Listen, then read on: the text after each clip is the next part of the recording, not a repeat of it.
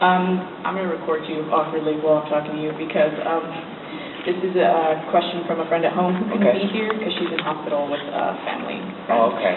So the question is for anybody who would like to answer it, and it's, how do you feel when you see people dressed up paying homage to a person that you had a hand in creating? Because I know, like you, Gerard, you know what it feels like for people to dress up as you personally, but how is it different? Do you feel a warm, fuzzy paternal thing? Do you feel like, oh, I got it wrong, or like, how do you?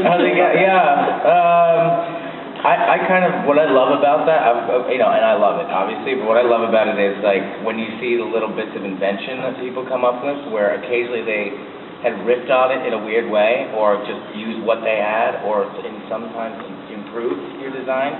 That's kind of what I like. I like those kinds of collaborations. I like collaborations that you can barely touch, that are just out there in the world. Like somebody, like even, during Black Parade, like, people making their own jackets and their own version, like what that meant to them. That's the best kind. But I love, seeing. I get kind of almost a little shy around people that are dressed like the Umbrella characters. But yeah, I love it. We got 15 minutes, everybody, and then we're fun. I don't like when Fabio dressed like me. Understandable.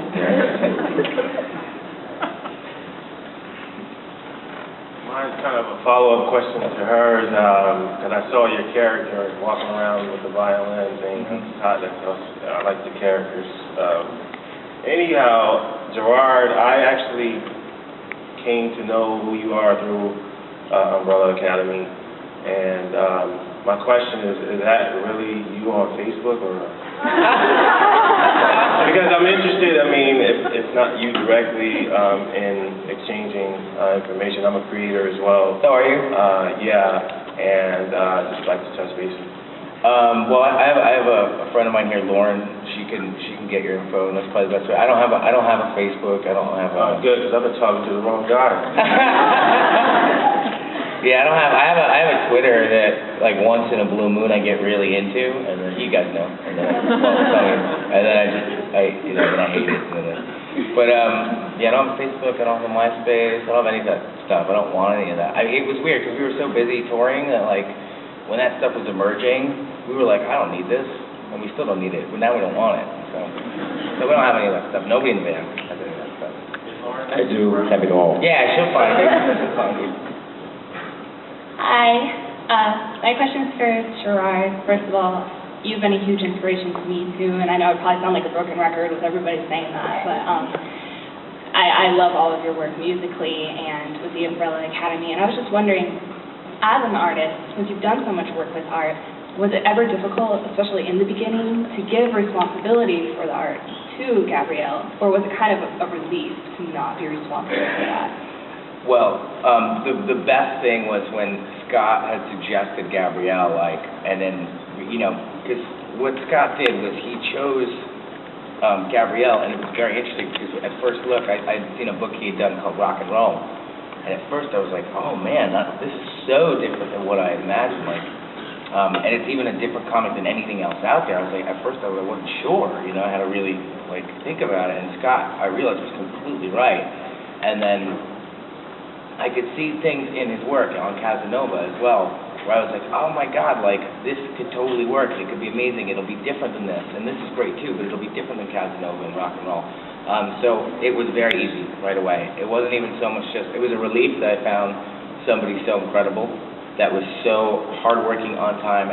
He pulled my ass out of the fire so much on that book, because there was times where he'd get a script, and it was kind of late, and he made it happen. But not only did he do it quick and on time, it was always gorgeous. He never, he would only get frustrated when he felt the art was going to get compromised if something was going to be late. But it wasn't hard to let go of it all once I met Gabrielle. Well, the fun thing and the challenge there was that, Gerard had put together this pitch that had all the characters designed. Everything was worked out, it was all right there. And then before Gabrielle ever started drawing pages, he started doing his takes on the characters. And Spaceboy was the biggest one, where he just was, it was like, okay, this is what the character looks like when Gerard draws it.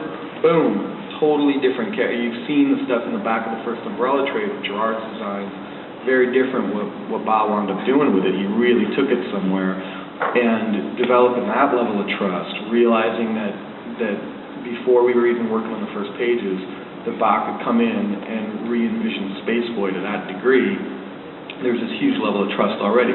Like White Violin, you interpreted, but she's pretty much just what Gerard drew. I think every other character is pretty much what Gerard. Yeah, but Space Boy, and Space Boy in some ways, especially before we were really writing the series, Space Boy was really the character that Gerard was most eye to eye with. Right. And that evolved to where he drew greater relationships with all the characters, but at first, Space Boy was Gerard's focus. Right. And for Ba to come in and just like radically change him, immediately there was this level of trust because we just let him change this important thing so radically. And the great thing about that is then his daring design of Space Boy then allowed me to actually focus on other characters. Like, that's what was good about it. I wasn't so fixated on, I didn't fall into, like, the Superman trap at all. Because then it was like, wait, no, he has a real Martian gorilla body now. Now he's got real problems. He doesn't look like he doesn't have abs anymore like that, you know?